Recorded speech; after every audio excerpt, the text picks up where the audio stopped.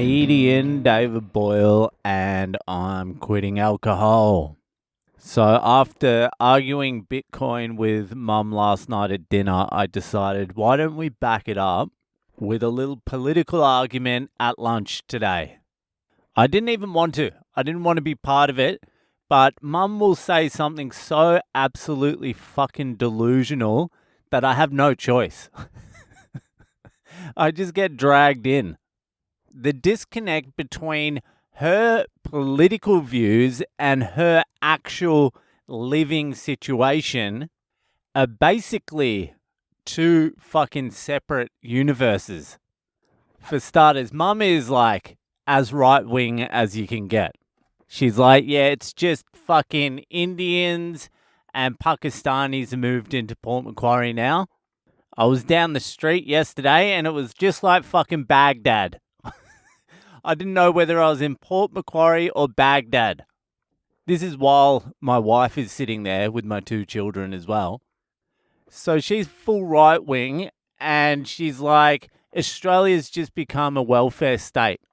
We've got to stop the welfare. We've got to think about the future of Australia. I'm like, you're on welfare. You've been on welfare for the last 35 years. I've never even seen you attempt to look for a job. And she's like, that's different. That's completely different. I'm like, what the fuck's different about it? She's like, no one was hiring then. I'm like, what the fuck are you talking about? She's like, no one was hiring. And I'm like, someone would have hired you in the last 35 fucking years if you had handed in a resume somewhere. I'm sure you could have got a job. And she's like, I worked at the Chinese restaurant. I'm like, you did 2 days 5 years ago. She's like, it was actually 8 years ago. But I'm like, I tell you what, I would not be advocating for the removal of this government if I was you, because this is the welfare government. The team that are going to replace this government are not the welfare government. They're the anti-welfare government. So I'd be piping down a little bit. And she's like, I wouldn't argue politics with me, David. And I'm like, what the fuck are you talking about? She's like, I just wouldn't argue politics with me. Like she's Noam Chomsky or something. I wouldn't get into a debate with me. I was about to go off my head at lunch as well, but my wife calmed me down. It's so amazing to me that there's like two teams. There's the right and the left team. And both teams are completely fucking indoctrinated into their fucking team. And when either one of them talk about the other, they talk about the other team as if they're completely brainwashed fucking idiots. And at no point do they reflect at all on where they got their position, where their ideologies stem from.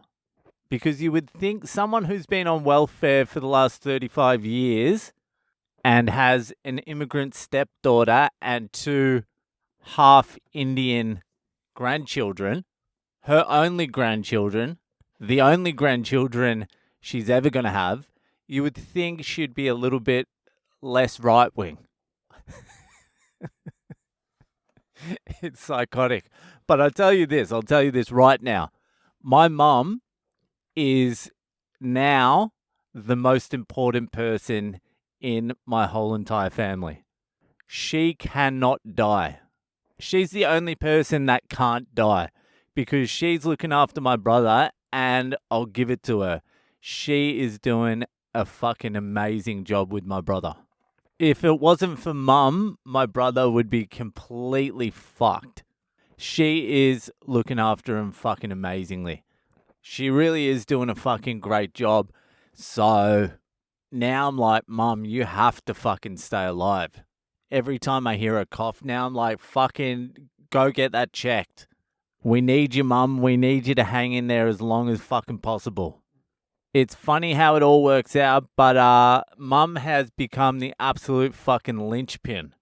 The most annoying member has become the most valuable somehow.